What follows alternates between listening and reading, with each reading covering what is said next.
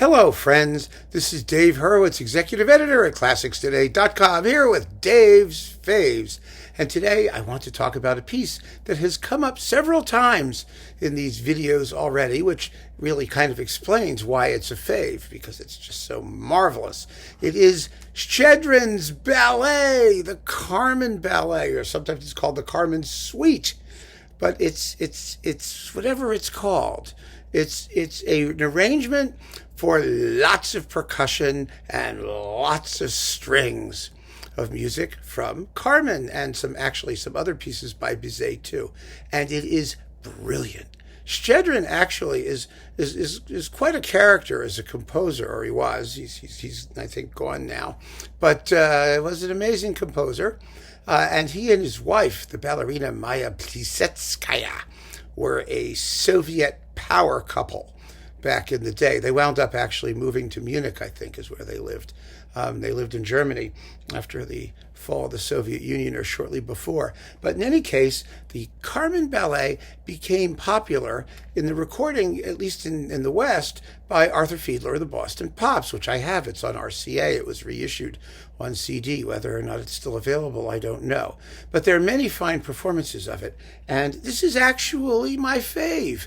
It's Theodore Kuchar, who's just about always wonderful at everything he does, with the Ukrainian State Symphony Orchestra, which sounds perfectly delicious on Naxos. And there's a wonderful coupling, the Concerto for Orchestra Naughty Limericks, which is sometimes translated as irreverent ditties, or the term refers to a kind of Ukrainian folk poetry, often with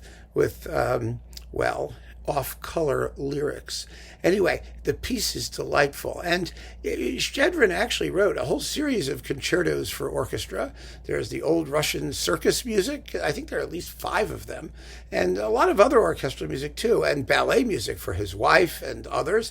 He's not as well known as he ought to be. He's really kind of a one-shot wonder because of the just overwhelming popularity of his Carmen Ballet. And it's so understandable why that happened, because Carmen is Carmen. I mean, anything that has the influence of Carmen is instantly popular by and large, but not everybody who arranges Carmen things does it with this kind of brilliance, because my goodness, this is just amazing.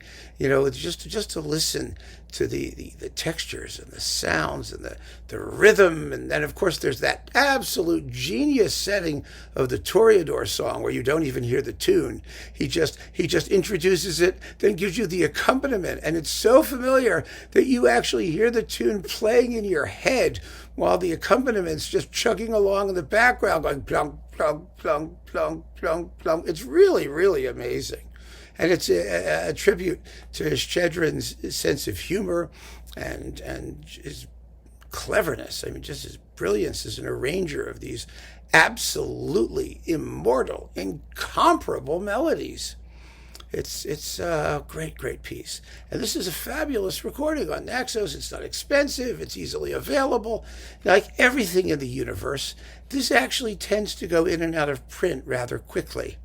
I'm not quite sure why. This is one of those inevitable pieces that you could keep around forever and everybody would be happy. And fortunately, Naxos seems to be keeping it around forever. For some reason, it seems to come and go. But it's been recorded a lot of times, as you can imagine, because it's Carmen. It's Carmen. So you can see the guys at the record companies, the pinheads scratching their little bald pates going, ooh, it's Carmen. Let's do Carmen. And so they do another recording of it. And then they go, let's delete Carmen. Don't ask me why. Just get the Carmen Ballet with Theodore Kuchar and the Ukrainian State Symphony Orchestra on Naxos with the Concerto for Orchestra Naughty Limericks, and you will be in Carmen heaven. I guarantee. It's a no-brainer. I mean, it's a total no-brainer. So keep on listening, friends. Thanks for joining me. Take care.